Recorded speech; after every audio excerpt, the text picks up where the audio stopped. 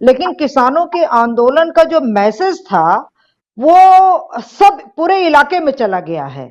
और ये मैसेज ये गया है कि ये जो गवर्नमेंट है ये किसान विरोधी है और किसानों की बातें नहीं मान रही है। तो सवाल ये नहीं है कि वहां के किसान भले ही आंदोलन में न जुड़े हों, कम संख्या में जुड़े हों, लेकिन उनके जो बातें थी, जो दिल्ली में बॉर्डर पे जो जितने भी आंदोलन चल रहे थे, वो पूर्वांचल हो, पश्चिम का हो, मध्य हो, मतलब बुंदेलखंड हो, यूपी के पूरे क्षेत्र में ये लोगों के, किसानों के अंदर, और जो किसान नहीं है उन तक ये बातें भी पहुंच चुकी हैं। जी।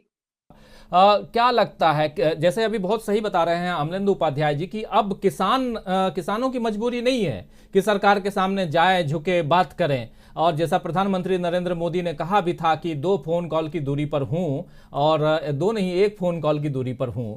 अब यहां सवाल ये उठता है कि 1 फोन कॉल की दूरी और फोन नंबर तो किसान 1 साल से पूछते रह गए कि भैया आप ये तो बता दो कि किस नंबर पे फोन करना है, डायल करना है।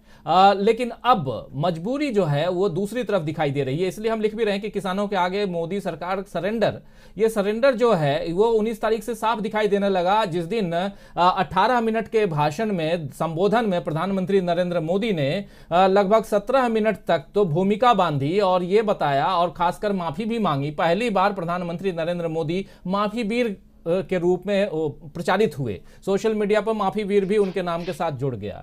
लेकिन यहां सवाल ये उठता है कि आखिर ये जो सरेंडर है उसका जो पॉलिटिकल इंपैक्ट है वो क्या पड़ेगा। अगर हम उत्तर प्रदेश की बात करें तो पश्चिमी उत्तर प्रदेश से लेकर के अवध होते हुए, बुंदेलखंड होते हुए, अवध होते हुए अगर पहुंचे पूर्वांचल तक, किसानों के आंदोलन रहते हुए और किसानों के आंदोलन को खत्म करते हुए, दोनों का इंपैक्ट किस रूप में आप देखती हैं? अगर किसानों का आंदोलन चल रहा है और उसमें अगर चुनाव हो तो क्या भाजपा पर क्या असर पड़ने वाला है, और अगर आंदोलन खत्म हो जाता है तब क्या असर पड़ेगा, ये जरा समझाइए।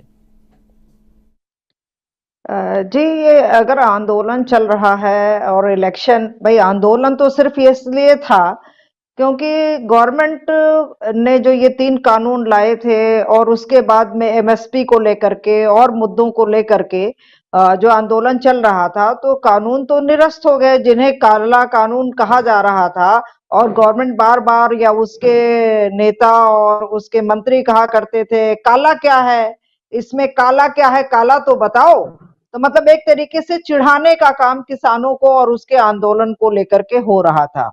अब सवाल है कि किसान के, अब ये जो वापस ले लिया है, कानून वापस ले लिया है, निरस्त कर दिया है एमएसपी के बारे में, जैसा कि आपने बताया कि एमएसपी के बारे में भी बातचीत होगी। अब वो बातचीत किस नतीजे पे पहुंचती है, उस बीच में एक सबसे बड़ा मसला ये है कि लखीमपुर खीरी का मामला, कि क्या इनसे इस्तीफा लिया जाता है अजय मिश्र टेनी से या नहीं लिया जाता है, जो एक बड़ा मुद्दा है कि किसानों को गाड़ियों से कुचल दिया गया उनके बेटे और उनके समर्थकों के द्वारा। तो एक इस तरीके के जो मुद्दे हैं, ये अब लोगों के मतलब ज़हन में जा चुके हैं। मैंने पहले भी यही बात कही थी।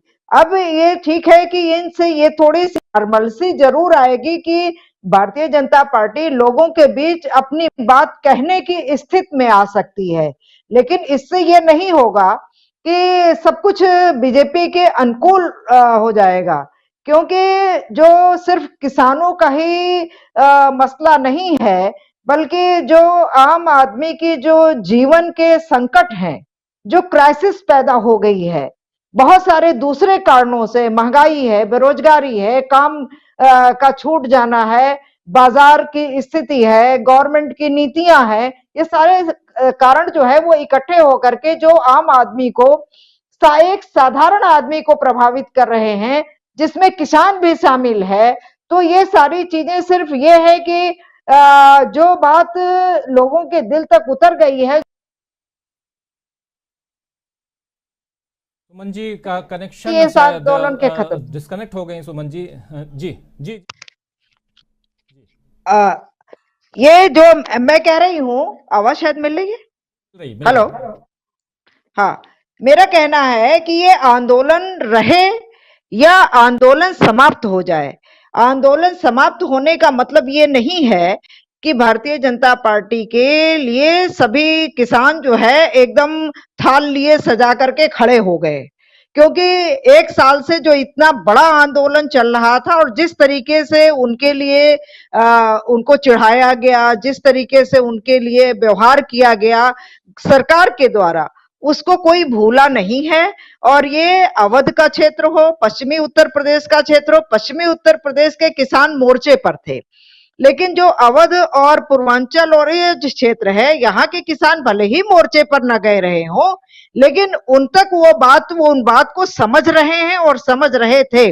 अन्ना पशुओं की भी समस्या आप देख लीजिए कि किस तरीके से जो आवारा पशुओं ने किसानों की खेती को नुकसान पहुंचा रहे हैं, वो भी एक बहुत बड़ा मुद्दा है।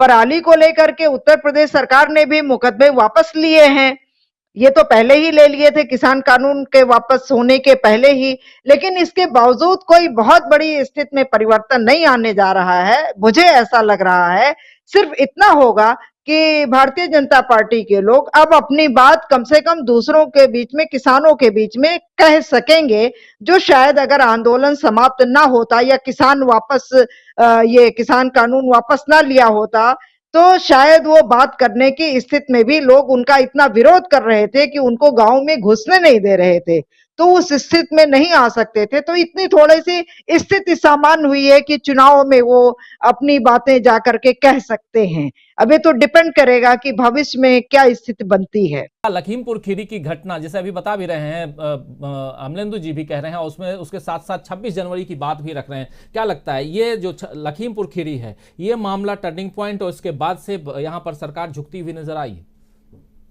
जी बिल्कुल, इस खीरी का मामला ऐसा मामला था कि जब लोग ये कहते थे कि उत्तर प्रदेश में तो आंदोलन है ही नहीं है, बस वहां बॉर्डर के आसपास के राकेश टिकैत के इलाके में है, और वहां भी एमएसपी का कौन सा सवाल है, वो तो गन्ना की बेल्ट है। इस तरीके से हतोत्साहित करने की बात, या लोगों को भारतीय जनता पार्टी और दूसरे लोग जो इस आंदोलन से सहमत नहीं थे, वो इस तरीके की बात कर रहे थे।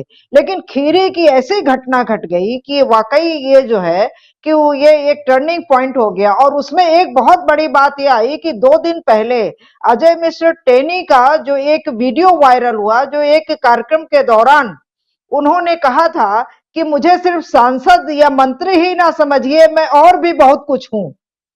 और उसके बाद ये घटना घटी तो लोगों ने उस घटना को इस घटना से सीधे जोड़ लिया। और ये ऐसा जिस तरीके से घटना हुई है, उसका प्रभाव पूरे देश में पड़ा, सिर्फ उत्तर प्रदेश ही नहीं। ये एक वाकई ये बहुत टर्निंग पॉइंट ये मामला ये रहा, ये घटना। जी, हमारे चैनल से जुड़े रहने के लिए YouTube पर टाइप करें DB लाइव, सब्सक्राइब बटन को क्लिक करें और बेल आइकन को दबाना न भूलें ताकि खबरें आप तक पहुंचती रहें। देखते रहिए DB लाइव, क्योंकि यहाँ हैं खबरें लगातार।